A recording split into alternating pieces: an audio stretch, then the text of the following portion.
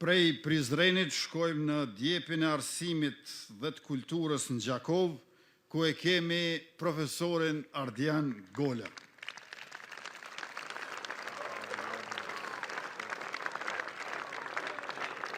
Ardian Gola është një kandidat që do ta kishte zili çdo qytet, një sociolog, mendimtar e shkencëtar që na bën krenar që e kemi koleg.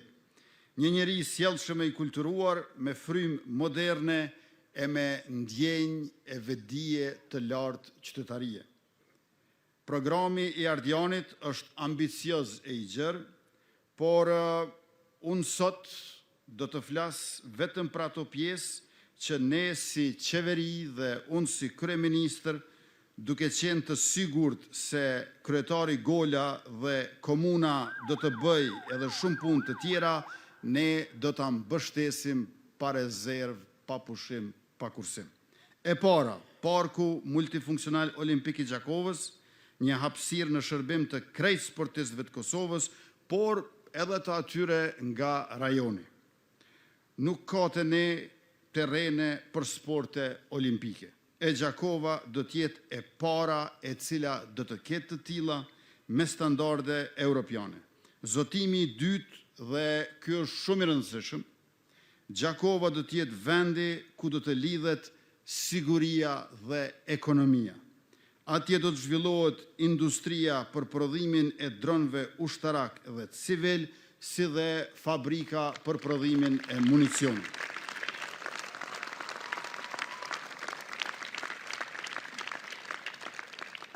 Gjakovës do t'ja kthejmë industrinë, sepse vetëm asisoj mund t'ja kthejmë edhe rinin, që të punojnë pranë familjeve të tyre, pa pasur nevojë të largohen në Prishtinë apo jashtë vendit tonë. Zonja dhe zotëri, motra dhe vëllezër, profesor Ardian Gola.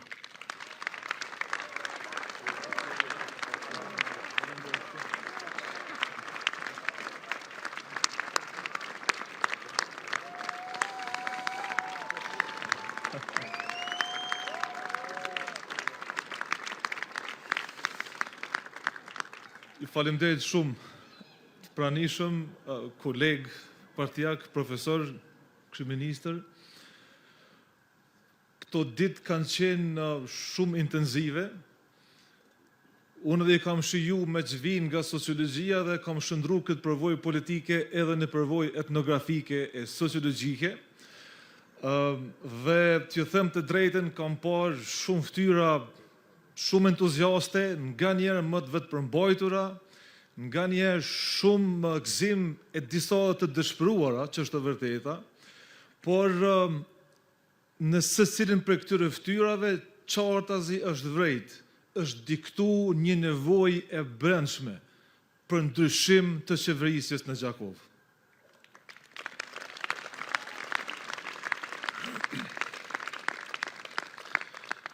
Për shkak se qeverisja në Gjakovë modelin dhe formulën e ka gabim. Dhe në shkencë, më shumë se sa rezultati, matet fillimisht metoda, pra formula. Kur formulën e ke keq, e arritura nuk çmohet. Ama kur formulën, metodën, modelin e ke të mirë, edhe gabimet e justifikohen. Kështu të ajo çfarë ka ndodhur në Gjakovë është që në start formula, modeli që qeverisës ka qenë i keq, e këtu as të arriturat nuk kanë qenë të duhura, as të nevojshme, prandaj sot qytetarët e Gjakovës gjithandej e shprehin dikush me zë e dikush me mimika ftyrës se kjo qeverisje duhet me u ndru sepse qyteti është ngulfat.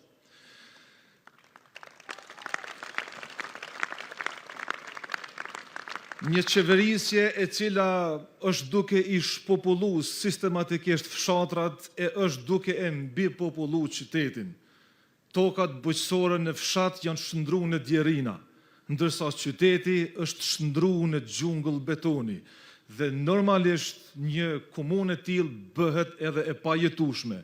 Rrjedhimisht ajo çfarë tash ne jemi të përkushtuar dhe e kemi vizion e mision politik, është revitalizimi demografik i popullatës së Gjakovës përmes projekteve konkrete, duke filluar me ta zënë Jakova Tech Hub, që do të jetë një projekt që do të instalohet në ndërtesën e Ish-Bankosit, ku aktualisht është edhe qeveria në Ike, në një ndërtesë ku do të jetë një hapësirë atraktive për degët e kompanive me rating ndërkombëtar në fushën e IT-s, do të stipendohen student e kuadro të cilët në pastaj do të kontraktohen nga këto kompani me rroga të dinjitetshme, dhe kjo do të jetë tashmë një mundësi shumë e mirë që të rinjt mos ta kërkojnë të ardhmen e tyre profesionale e shoqërore jashtë Gjakovës ose jashtë Kosovës, por brenda në Gjakovë. Por ky nuk është i vetmi projekt, sepse kemi edhe projekte të tjera, duke filluar edhe me zonën ekonomike, përkatësisht zonën industriale, që do të jetë një hapësirë me infrastrukturë të duhur, të përshtatshme dhe të nevojshme për të zhvilluar aktivitetet industriale inovative që aktualisht janë në Gjakovë, por nuk e kanë përkrajen e mjaftueshme infrastrukturore që mund të ofrohet nga Gjakova, dhe ne këtë do ta bëjmë. Por kjo nuk është vetëm projekt që do të përfundojmë me kaq, për shkak se edhe një mori projekte tjera të cilat nuk e kemi ndërmend këtu sot me ishpalos, sepse ato po ishpalosin vazhdimisht në terren, gjitha do të jenë në funksion të rikthimit të komunës tek qytetari, pasi që aktualisht komuna është plotësisht e privatizuar. Është në funksion të një konjunkture të disa individëve që vendimarrjen e kanë të privatizuar, qytetarët po i shprënsojnë, jo vetëm nga prona publike, pra shprehimisht janë duke i shpërnsuar nga pronat publike, por njëkohësisht janë duke i shpërnsuar edhe nga vendimarrja. E kur qytetari nuk është i përfshirë në vendimarrje, s'mund flasim për demokraci, po flasim për klientokraci ose sistem patronazhi që do të jepet fund me 9 nëntor.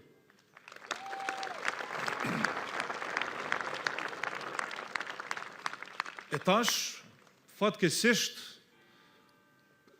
disa forca politike po bëhen bashk kundër ndryshimit për të ruajtur një status quo që gjeneron profite e privilegje të pafundme për një grup të vogël njerëzish dhe pamundson që të drejtat dhe mundësitë të shpërndahen për të gjithë. Ky sistem klientokratik e ka ngulfat dhe e ka vendosur në depresion pothuajse qytetarin. Dhe kjo klientokraci është duke pamundsuar meritokracinë. Unë po marr vetëm një shembull. Ne gjithmonë e dim faktikisht që buxheti nuk është proporcional me nevojat e qytetarëve. Gjithmonë ka më shumë nevoja se sa që ka buxhet. Dhe kjo është e mirë, sepse kjo stimulon zhvillimin. Po ajo çfarë ka munguar në Gjakovë dhe kam përshtypjen që është në pothuajse secilën e komunë, është që kur ti e ndan në mënyrë të pabarabartë buxhetin, ti prodhon diskriminim i cili e demotivon edhe punëtorin, edhe fermerin, edhe bujkun, edhe studentin, edhe qytetarin. Kur qytetari e din që sadopak ama jipet në mënyrë të barabartë dhe të drejtë, ai ashtu ka më stimulu me punu dhe jo me dal jashtë. Dhe na kemi me instalu këtë model të ndarjes buxhetore në mënyrë të drejtë dhe të barabartë, ashtu që qytetari edhe kur jepet e din saktësisht që është ajo që nuk ka pas mundësi më dhon më shumë, dhe ai ka më jap më pastaj edhe më shumë me punë, me energji, me vullnet, dhe kështu do të krijojmë një shoqëri të organizuar, moderne dhe progresive. Prandaj me datën 9 nëntor, balotazhi do të jep fund këtij modeli klientelist të qeverisjes për të kaluar në modelin e demokracisë dhe meritokracisë.